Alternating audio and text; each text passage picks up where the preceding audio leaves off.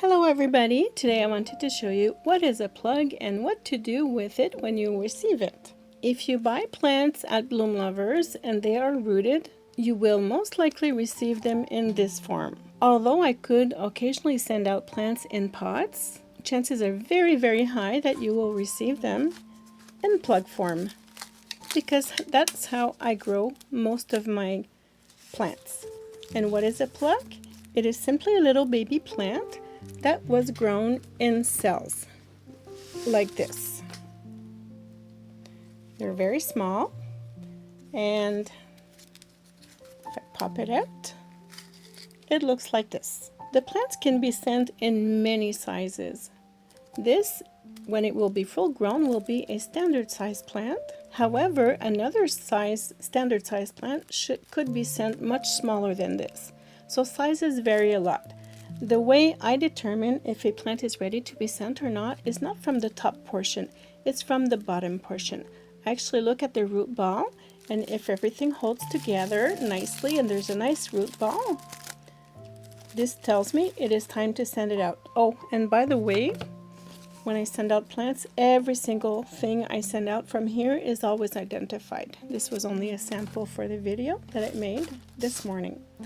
So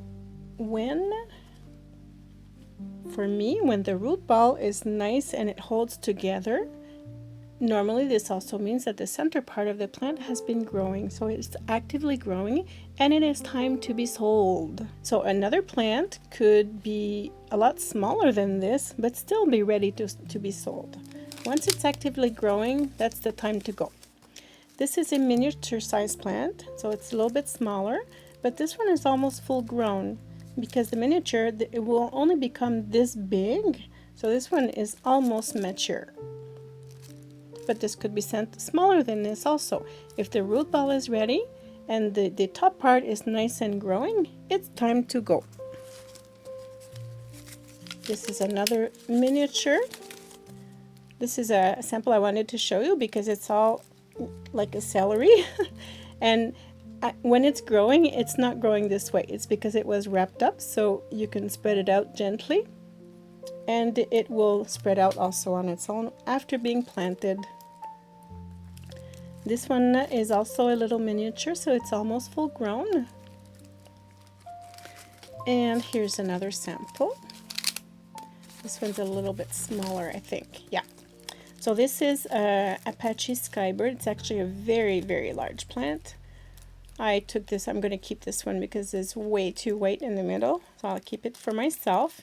The green is, my plants all got fed with algae in the last few weeks, so they're greening up slowly, but this one is way too white. So this is another sample.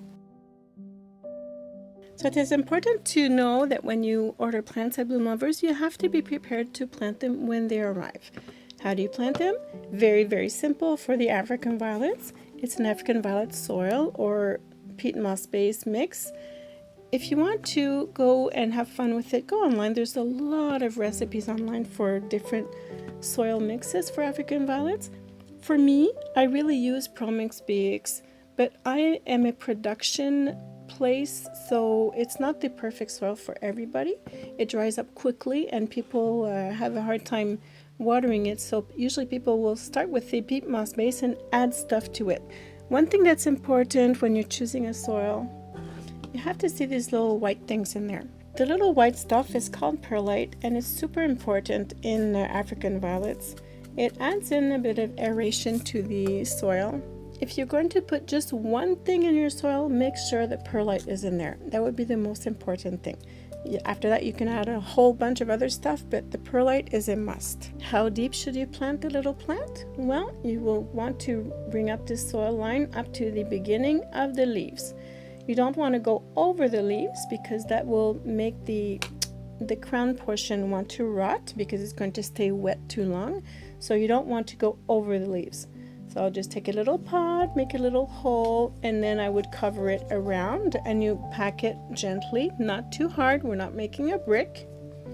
And then you water it gently. The plugs, once planted, they don't need to go under dome.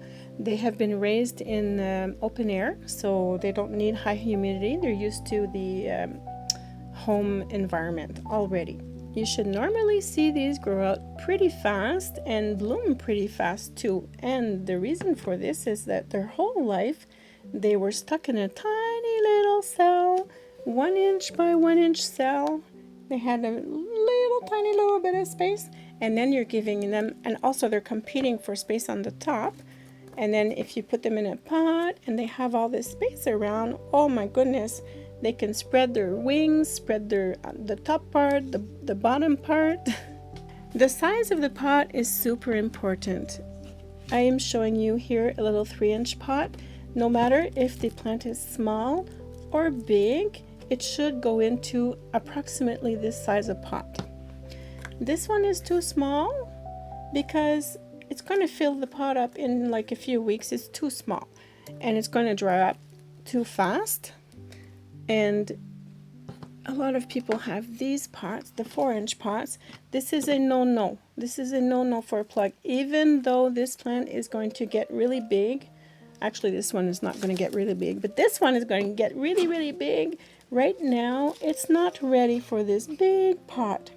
The reason, how I can explain it, and it's easy to understand, once you get the soil in here and you water it, it's way too much soil and way too much water for this tiny little plant to manage.